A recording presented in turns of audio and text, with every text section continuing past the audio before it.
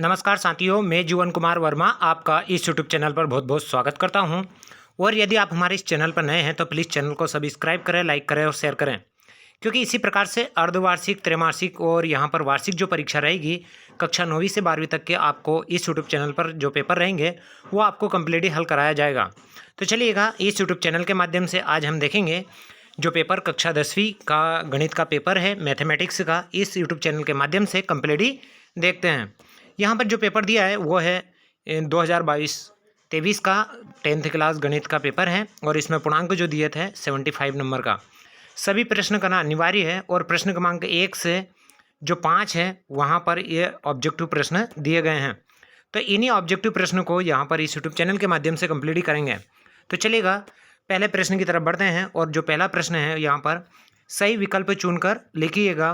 पहला है HCF 2691 है, तो इसका HCF जो राइट आंसर होगा वो ए वाला राइट आंसर होगा, यानी 13। दूसरा है निम्नलिखित में से अपरिमेय संख्या है, इसका जो राइट आंसर है वो सी वाला राइट आंसर है, √3।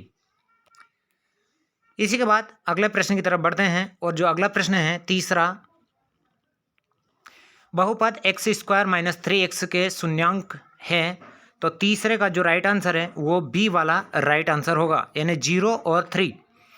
चौथा है द्विघात समीकरण x² - 4x + 4 = 0 के विविकरण का मान होगा, तो चौथे का जो राइट आंसर होगा वो सी वाला यानी 0 होगा। चलिए इसी प्रकार से पांचवें प्रश्न की तरफ बढ़ते हैं। रैखिक समीकरण युग्म a1x + b1y + c1 = 0 और a2x + b2y + c2 = 0 निरूपित रेखाओं के प्रतिच्छेदन करने का प्रतिबंध है, तो पांचवे का जो राइट आंसर है वो यहाँ पर सी वाला राइट आंसर होगा। चलिए इसी प्रकार से यहाँ पर हम अगले प्रश्न की तरफ बढ़ते हैं और जो अगला प्रश्न दिया है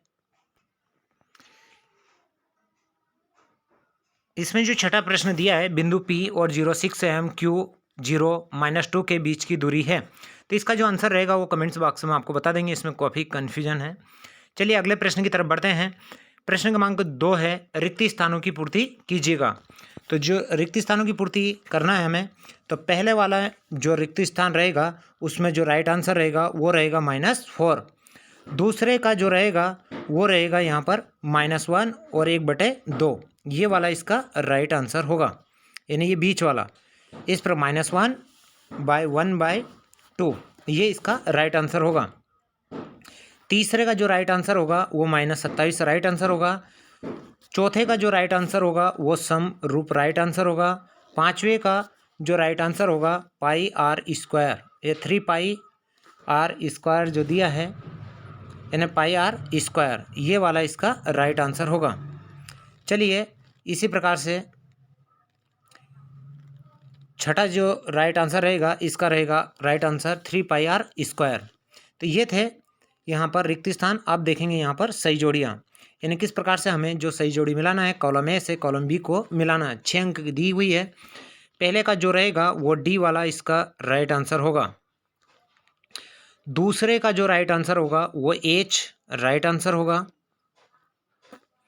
इसी के बाद तीसरे का जो राइट आंसर होगा वो जी वाला राइट आंसर होगा। चौथे का जो राइट आंसर होगा वो सी वाला राइट आंसर होगा। पांचवे का एफ वाला राइट आंसर होगा और छठे का जो राइट आंसर होगा वो ई वाला राइट आंसर होगा। इस प्रकार से थी इसमें सही जोड़ियाँ। चलिए अगले प्रश्न की तरफ बढ़ते हैं और अगला प्रश्न जो दिया है वो हमें बताना है सत्य और असत्य को हमें बताना है। पहला जो रहेगा वो सत्य है, दूसरा यहाँ पर असत्य है, तीसरा सत्य है, चौथा सत्य है, पांचवा ये भी सत्य है।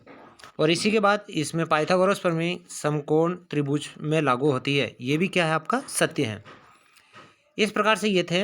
अब हम देखेंगे एक शब्द या एक वाक्य में हमें आंसर देना है।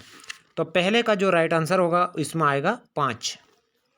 दूसरे में जो राइट आंसर होगा उसका मैं लिख देता हूँ, यहाँ पर आएगा x1 + x2 + x3 बाई क्या आएगा यहाँ पर 3 एवं इसी प्रकार से यहाँ पर लिखना पड़ेगा हमें y1 plus y2 plus y3 लिखना और उसके बाद भी क्या करना हमें 3, इस प्रकार से हमें लिखना है।